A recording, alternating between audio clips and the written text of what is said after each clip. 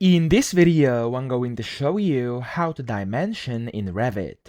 Now, the first thing you have to do, of course, you want to open your project, then you want to go to the top over here and you want to click on Annotate.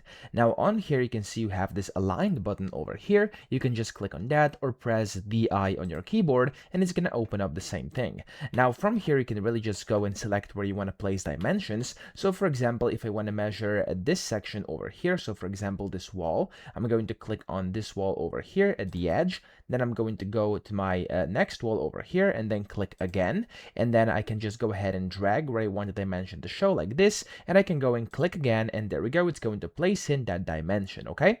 So that's how easy it is to dimension here in Revit. So again, let's do it for this section here as well. I'm going to click at this wall over here at the bottom and then at this one here at the top like this. And then you simply drag it out without clicking anything. And there we go. I can click and it's going to place on the dimensions. Of course, that can be done with any walls or anything you can measure here inside Revit, but that's essentially how you do it. So I hope this video helped you out. If it did, please subscribe to the channel and help me out as well.